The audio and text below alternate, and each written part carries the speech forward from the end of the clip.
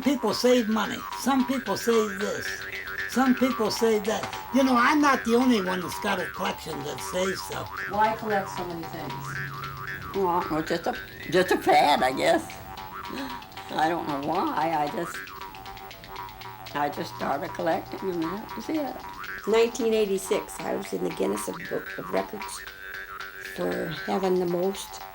I had 12,000 something in 86. And I always made it, when I get in my hand, I'm going to keep it. And you go up and ask my wife how many rooms full of stuff I got up in my home that people have never even seen.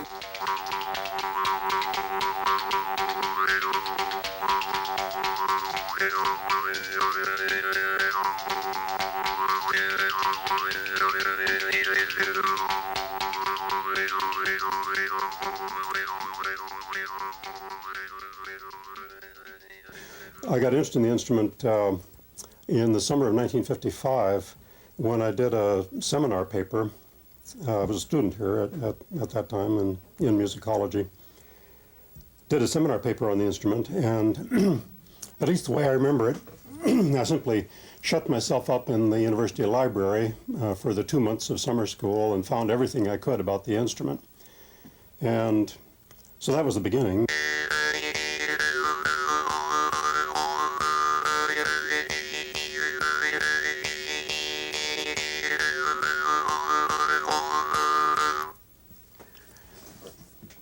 This is a J.R. Smith Brothers trump from about 40 years ago. They were the best American makers. What I call the trump, it's the old English word for it. It was called that all through the Middle Ages, and then in the 16th century they started calling it the Jew's harp, which has become the standard English word ever since that time. A lot of people today call it jaw harp, but the standard word, look it up in the dictionary, it's always under Jew's harp. But I prefer the old, nice, folksy sounding old English term for it, the trump. Playing it is really very simple, it's about as simple as it could be, although it takes just a little bit of practice to get the full knack of it. But most people have taught themselves. You just, you hold your mouth with your teeth a little bit open so that the tongue can move in and out between them. Press the frame, the two arms of the frame against your teeth, press it tightly so it doesn't buzz, and then just simply pluck.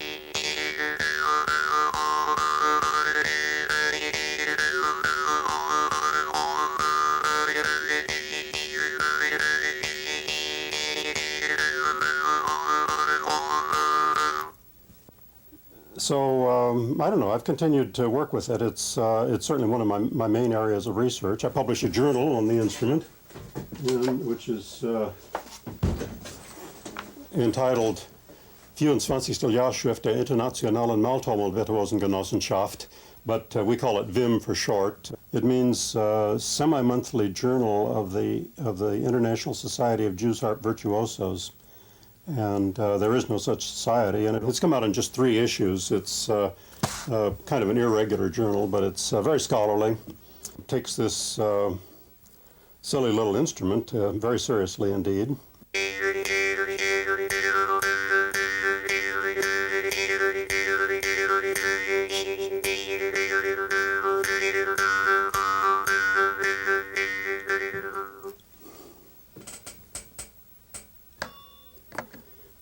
I'm glad that was enough, because one starts to hyperventilate after a while. That's not good.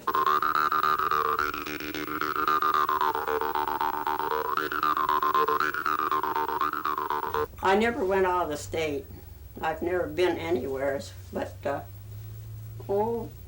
when I moved places, there was some in their attics and some in their garage, and I just kept accumulating. And then my sister, they went to California, and they brought me back 2 great big Avalons. So I started with that, and I had a box under my bed, and I'd always add more to it. And as we moved, so then they heard of it when I got down here, and I believe all my friends brought me some, and all the family, and rummage sales, and I even picked some up at the dump. They were just perfect shells. But I took them all home. This shell gets 2.5 feet high and 5.5 feet long, and it's from the Indian Ocean, and they use it as bathtubs and eating utensils. They go down and lasso it like they do, you know, horses and fish and great big seines. They go down. I've never heard whether they ever found a pearl in this or not. And this is the horse conch. It gets to be 24 inches big. And this is the foot where it walks on. It comes out and it walks on that foot. They call this the pen shell. It spins a purple web, and they also give off purple dye if somebody gets after them, but they've got all these protectors. Well, they're just like a family, the shells are. You get attached to them. I go every once in a while, sit there and just look at them and see if I see anything different. And when they change, I know I'll have to stop one of these days. But I never thought I'd have this many.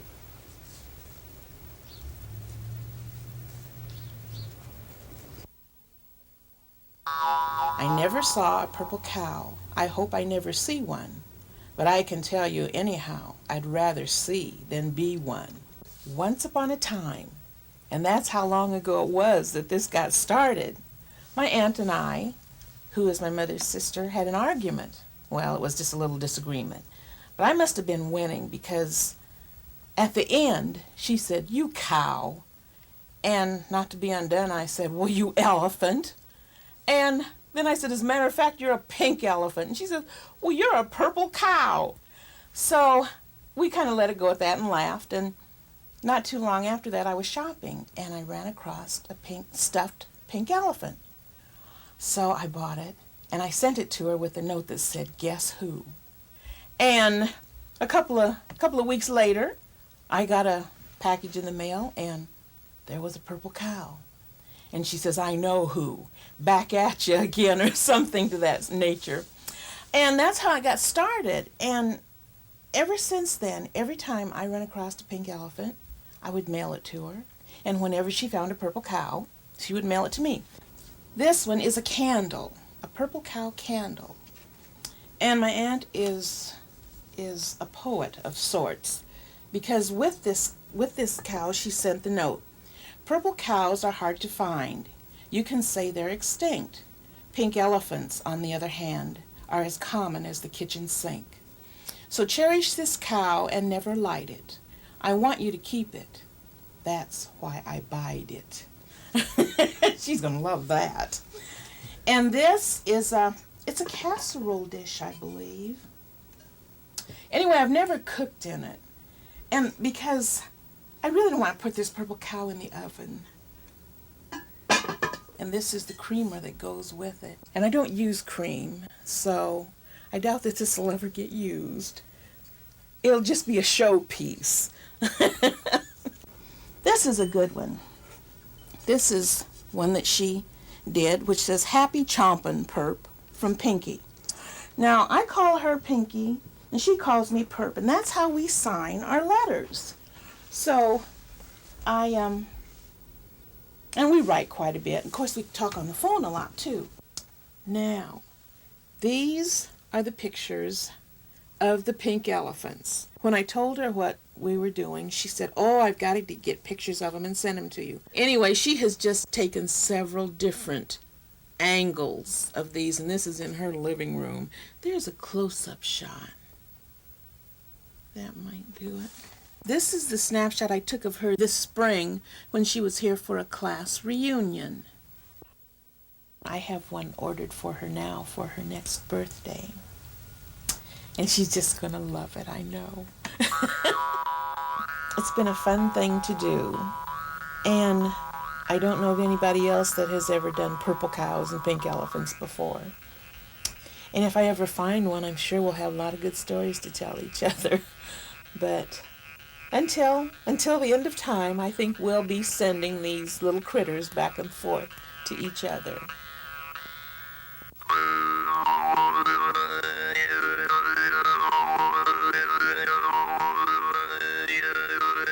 The man who drives when he's been drinking depends on you to do his thinking.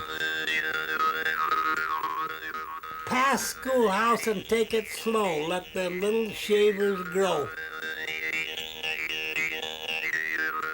He lit match to check gas tank. That's why they call him Skinless Frank.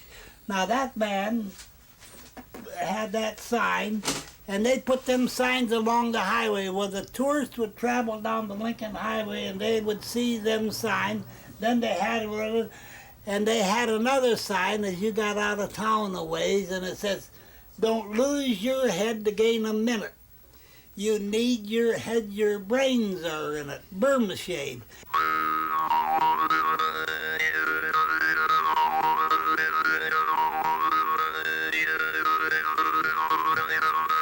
How did I get a hold of my signs? Well, I want to tell you something. You know, we had a president of the United States, and this is the president's wife. They decided to clean up all the highways, didn't they? Mrs. Johnson said, "We're going to clean up all the highways in the country." So me and the guy was talking one time, and they said, "We just wonder what they're going to do." And a government man come in there one time, and I said, "What are you going to do?" He said, "The highways is going to be cleaned up." He said, "You'll never see another sign on the highways in 2 years." I said, "You won't?" And he said, "No." And I asked him, I said, "Can we have the signs?" He said, "You can have all the signs you want." So I started out that day. You used to be a junk dealer of some sort? I run a junkyard at one time. Did you find a lot of the stuff And I that found way? a lot of it. And the only trouble with me, I didn't use my head. I should have kept it all. If I would have kept it all, you wouldn't have been talking to George Preston. You'd have been talking to a millionaire. I kept all the cigar boxes, the candy boxes, everything. I got about 186 different kinds of signs and things. These signs, people like them. You got no idea how many nice letters I get from people. And the only reason I got these nice letters from these people, by keeping stuff that people wanted me to junk. If you know how many people stop here and talk to me and things from all over, from foreign countries and even things, come over here to see me. I have college graduates come up here. They'll drive by my place and they'll get a looking and they say, "We got to get back to that joint. What the hell kind of a place did we go by there? We got to look that guy's place over." And they come back and they look my place over because they said they never seen nothing like it before. Did you ever? Come here. You're going to get on television. You didn't know that, did you? Now these people from West Virginia, I've never seen them before, did I? No, we just drove by and thought, well, we And you thought passed it up and we turned around and they came come. I back. have that happen all the time. They come back because they wanted to see something that they We like hadn't. old cars and old furniture and old things, and we like to fix up old things. This man's a one-man museum, are you kidding me? I'm 82. I'll be 83 my next birthday, and I've never thought about giving it away or nothing. But it'll never go to a junkyard. I'll tell you that.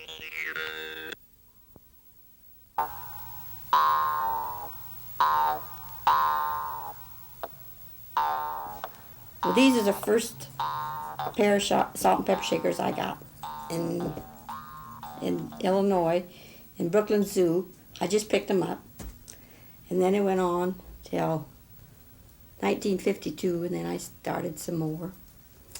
Then I went to, in 1973, I wanted 10,000, so I made it in 10,000. And these are my expensive ones. And these are the little ones from Charles and Diane's wedding. These are the little brown church. And this is the little smallest pair I got. And I registered them all on recipe cards. And I got 13,187 pair now. Well, these are my little snuggy pigs. and they're $100.50 now. But I bought them at a auction in Chelsea for $1. They touch magnets. Oh. The magnets back there. I think they're expensive, boy. I says that's what I like about them. When I first started, we had a china closet, and I had that full, and I had 2 corner cupboards in the front room, and I had wall-to-wall shelving and cupboards and stuff clear around my hot air and cold air, and I finally had to give up and get the annex to my little building out there.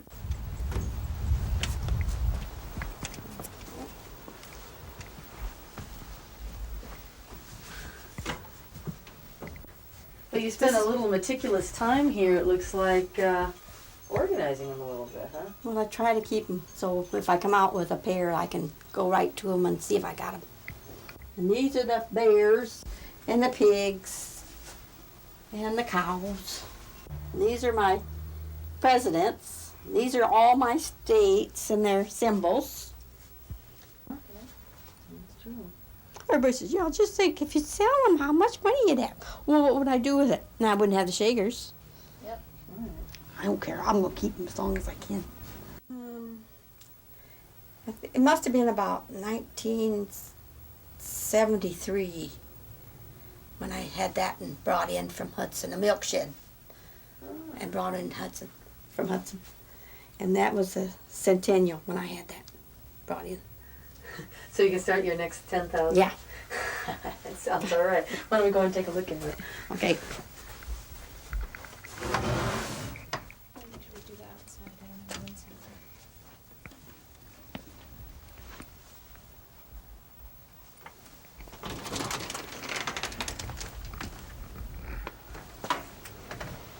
Where do you want me to go?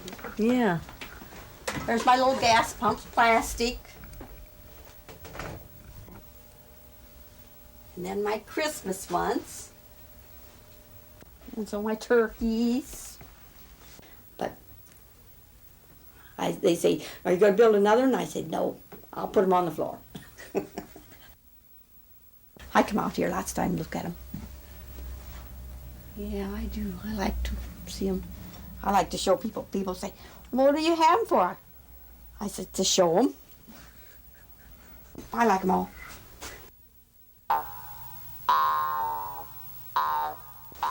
And you know what I'm going to do with them if I die? I'm going to have them put on a tombstone, crack them up and put them on a tombstone.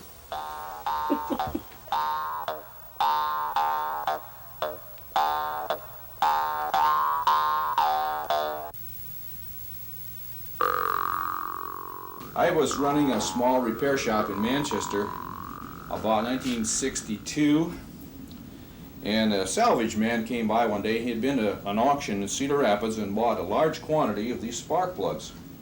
Now the box says Burrell Brothers, Cedar Rapids, Iowa. Spark plugs usually come with a brass gasket. This one seems to be made of zinc or zinc plated, and also they were furnished without the brass nut. So I suppose that was during World War II. Well, I bought 300 of these, and they fit quite a few tractors, and I did use some, but they didn't fit many cars, and I had a lifetime supply. I'd heard of people collecting spark plugs, and it sounded crazy to me, but this may be a good way to get rid of some, so I advertised in National Car Magazine, and then I learned that they don't buy very many, they trade.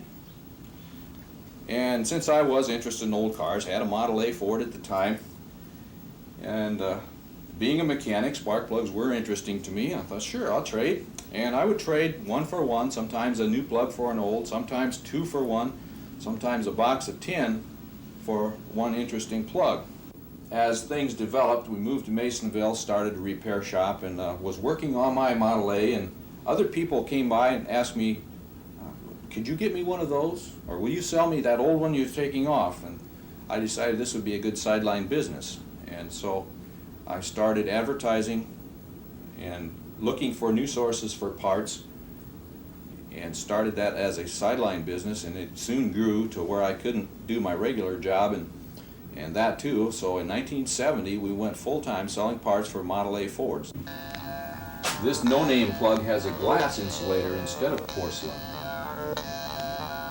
This Sootless brand plug is made of brass and has a mica insulator. This plug is a very ornate design on it.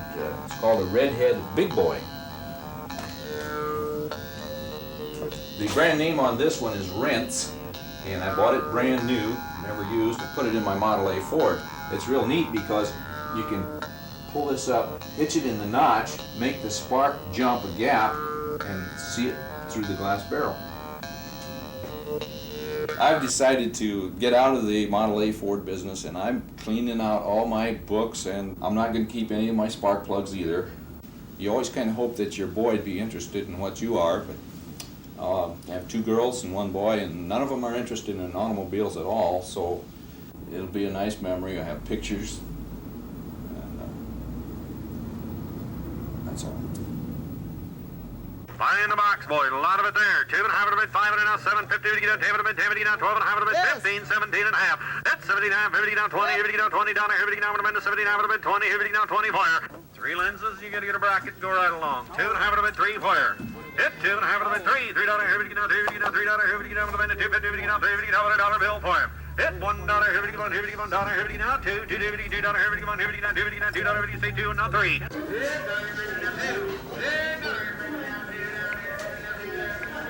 Be 328 spark plugs. That includes right here. All these 5 boards. And here.